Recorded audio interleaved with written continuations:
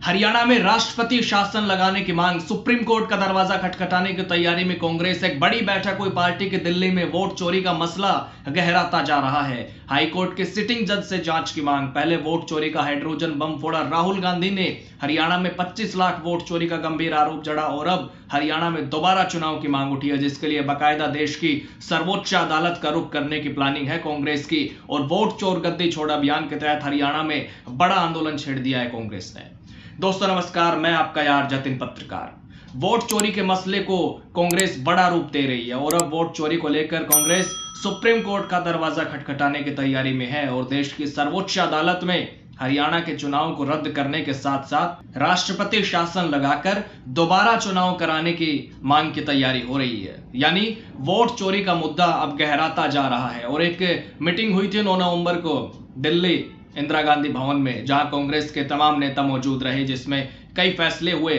और उसी मीटिंग में यह भी तय हुआ कि हरियाणा में वोट चोरी के मसले पर कांग्रेस सुप्रीम कोर्ट जाएगी। दरअसल कांग्रेस के पूर्व विधायक चिरंजीव राव ने बताया कि जो कांग्रेस की मीटिंग हुई दिल्ली में, उसमें ये बातें हुई कि कांग्रेस इस मामले में सुप्रीम कोर्ट का रुख करेगी। हरियाणा विधानसभा चुनाव रद्द करने की मांग होगी और प्रदेश में राष्ट्रपति शासन लागू करने के साथ ही दोबारा चुनाव कराने की मांग भी की जाएगी। साथ ही यह भी कहा कि वोट चोरी के आरोपों की जांच किसी हाईकोर्ट के सिटिंग जज से करानी चाहिए। राहुल गांधी जी ने एक हाइड्रोजन बॉम्ब नाम से एक प्रेस वार्ता करी थी और जिसमें उन्होंने पूरी तस्दीर के साथ बताया कि वे किस तरह से हरियाणा के अंदर जो विधानसभा चुनाव हुए उसमें वोट चोरी हुई। उन्होंने बताया कि वे किस प्रकार से करीबन 25 लाख ऐसी वोट थी जिनको चोरी करने का काम बीजेपी ने इलेक्शन कमीशन की मदद के साथ, हमारे जो चीफ इलेक्शन कमिश्नर है ज्ञानेश कुमार, उन्होंने कैसे हरियाणा के अंदर लोगों के मत को चोरी किया। हमारी कल एक मीटिंग हुई थी कांग्रेस पार्टी की, उसके अंदर एक ये निष्कर्ष निकला है कि सुप्रीम कोर्ट के अंदर हम लोग जाकर तुरंत रूप से मांग करेंगे कि हरियाणा का जो चुनाव है उसको रद्द किया जाए, दोबारा राष्ट्रपति शासन लागू कराकर दोबारा चुनाव कराया जाए और जांच किसी हाई कोर्ट के सिटिंग जज से करानी चाहिए।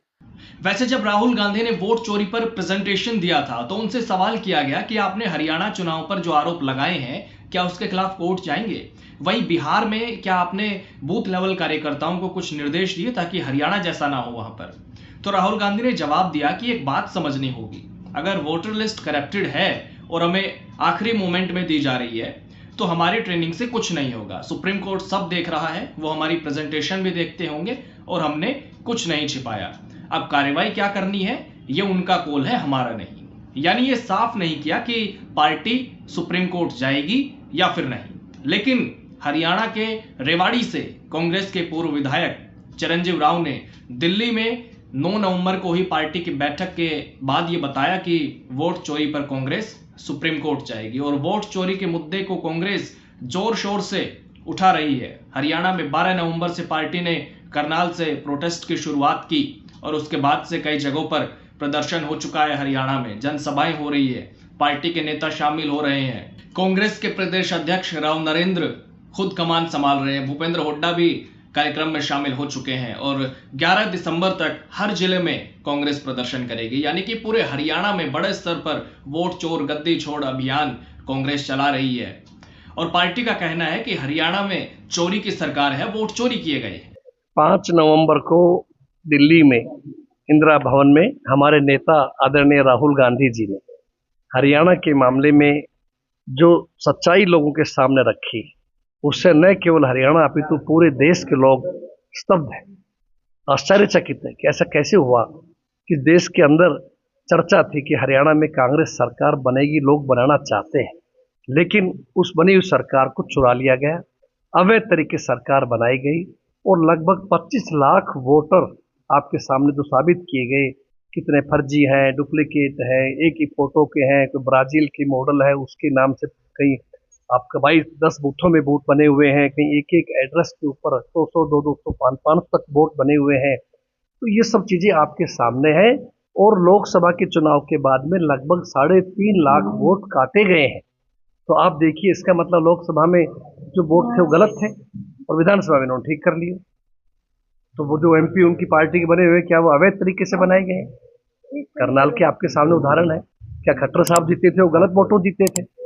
हालांकि वोट चोरी का मुद्दा बिहार में पूरी तरह से फेल साबित हुआ है, क्योंकि नतीजे सबके सामने हैं। एनडीए 200 से भी ज्यादा सीटें जीतने में कामयाब रही है और महागठबंधन 35 सीटों पर सिमट गया। जबकि मुझे याद है कि बिहार में पहले चरण के मतदान से ठीक एक दिन पहले, यानी कि 6 को वोटिंग थी फर्स्ट फेज की, और 5 नवंबर को राहुल गांधी ने वोट चोरी पर प्रेजेंटेशन दिया था। वोट चोरी का आरोप जड़ा था, लेकिन उसका असर कहीं दिखा नहीं, क्योंकि नतीजों में महागठबंधन का ग्राफ पूरी तरह से गिर गया है। एनडीए की सुनामी में महागठबंधन साफ हो गया है। तो हरियाणा में भी कांग्रेस जोर शोर से उठा रही है वोट चोरी का मुद्दा, लेकिन सवाल यह है कि इसका असर कैसा हो रहा है जनता के बीच। सोचने वाली बात यह है। इस पर आप अपनी राय भी दे सकते हैं। हालांकि हर स्टेट का समीकरण अलग भी होता है, लेकिन वोट चोरी का मसला कांग्रेस हर जगह उठा रही है और सुप्रीम कोर्ट जाने की बातें भी कही जा रही है। हालांकि कब सुप्रीम कोर्ट का रुख करेगी पार्टी, इसकी अभी कोई ऑफिशियल जानकारी नहीं आई है। जैसा भी होगा वो भी मैं आपको जरूर बताऊंगा। खैर, आपके लिए हमेशा की तरह आज भी कमेंट बॉक्स के दरवाजे खुले हुए हैं। वोट चोरी पर आप अपनी राय जरूर दीजिएगा। नमस्कार।